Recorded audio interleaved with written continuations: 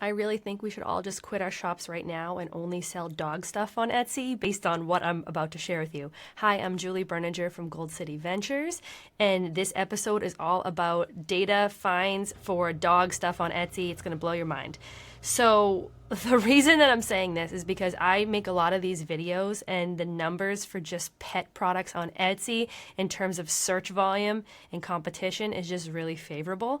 So, in this episode, we'll talk about some keywords that are highly searched but haven't been discovered that much. So, let's start with the practical first. So, in the dog category, people really want dog stairs and ramps for dog beds. So I have had people email me saying, hey, I sell furniture on Etsy. If you are in the furniture space and you're doing stuff with wood, consider dog furniture like stairs. That the numbers were really, really good for that and low competition. So dog ramp, dog stairs, bed steps, all of variations of those keywords had high searches, like 500 searches per month each, but very, very low competition on Etsy. Similarly, dog food scoop, 738 searches per month. This is according to eRank, but it actually had very low competition. I think only 147 listings at this time use the keyword dog food scoop. Now, maybe they're calling it something else, but as soon as I heard this and I have a dog, I'm thinking, wow, why did I ever not think to go on Etsy and buy a dog food scoop? I mean, we have a plastic scoop that the handle broke off. Then we have a metal one that I hate using. What about a cute scoop? Like, that's a great gift for somebody, and it's just so smart. So if you're in the physical product space or whatever, and you could add dog food scoops to your line, I think this is a great idea. Also, a modern dog crate, all different types of searches, like mid-century dog crate. People want their dog crate to be cute and match the rest of their house. So if you're in the furniture space or whatever space that you may be in and you're thinking about adding more to your line, considering how you can add dog stuff to your line, that had 507 searches per month. Also in the dog bowl space, there were specific dog bowls people were looking for, like one with name and shamrocks on it that didn't have a lot of competition. That might be something for you to look into.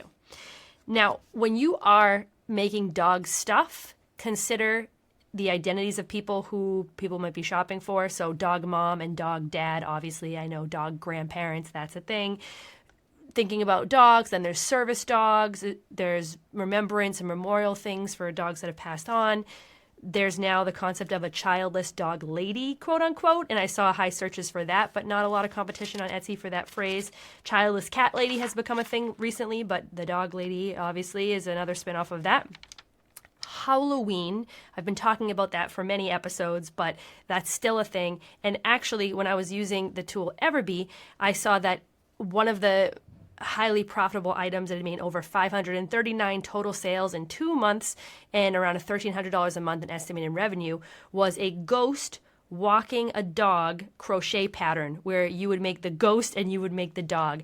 And if those of you had watched my episode on Halloween ideas prior, you would see ghost walking dogs was showing up on a lot of print-on-demand stuff like sweatshirts or ghost drinking iced coffee. But the dog thing is really big for Halloween this year, and apparently that crochet pattern is something that's popping off. Also, crochet hats for dogs is really big, as well as all different sorts of costumes for dogs. Witch hats for small dog was something that was searched decently well. Not like huge numbers, but maybe 100 searches per month with very low competition on Etsy. So Halloween is going to be another big one this year. In the wedding dog space, I saw cocktail napkins with dogs, koozies with dogs in the favor space, cocktail menus with dogs, bar signs, favor stickers with dogs on it, dog attire for the wedding, like literally what the dog is going to wear to the wedding. People love their dogs. And this makes tons of sense to me because I got married when it was just my husband and I and our dog. And the dog was, we have our dog now, we have kids. But at that time, the dog was just such a huge focus. People love dogs. So weddings and pets. So if you're selling in the wedding space and you haven't added any pet things to your line, definitely keep that up. While I'm on the pet space here, I did see, this was kind of crazy, but baskets for dog and cat toys. One had been selling really well, and it had only been up for 1 month, I think. So anything you're doing, if you can turn it into a cat or a dog thing, I would say go for it. Other ideas, dog ornaments. A lot of people are selling those, print on demand. But of course, all of this dog stuff that I'm mentioning here, the more personalized, the better. So if you can put the dog's name on it, if you can put the dog's picture on it, That's even better. So there's ornaments that are making an estimated $14,000 a month, which is absolutely nuts to me. And there were ones where you would see the animal, the name, and then the person would put like a Santa hat or something on the dog. Also, oven mitts with someone's dog on it. Anything that can be gifted with dogs, people were really, really into it. Now, Hawaiian shirts, I don't know if I mentioned that, but tons of different shirts. But maybe there's twists. Maybe it's not a regular shirt. Maybe a Hawaiian shirt with someone's dog over it. You could really go all crazy with it. Now, in the shirt space, what really made me fall off my chair is that I was looking at multiple listings that honestly were almost the exact same. There was one, maybe there was the original listing. It was a 90s vintage personalized dog shirt. So it would be your dog 5 or 6 times on the shirt in kind of like a dark black, faded looking shirt. And then it said the dog's name at the top, and it definitely did look 90s. Now, the dog's name was Thomas in the picture, and I was like, no one names their dog people name, or not everyone, right? There's the people that name their dogs people names, and then there's people that names their dogs Bubbles or something. This dog was named Thomas, but that listing had been sold. It was 13 months old, and it had 23,000 sales. It had multiple $10,000 in revenue. And then there were all the copycat. Now, I'm not saying who's the copycat. I have no idea. But there was a lot of copycat products, pretty much identical, that were making, they were only 3 months old, 4 months old, and were making 4,000 sales each, 2,000 sales each, and also at 10 figures in revenue. So people want 90s vintage pictures of their dog with the dog's name on it on their shirts. Just letting everyone know, putting that idea out there. That's what people want.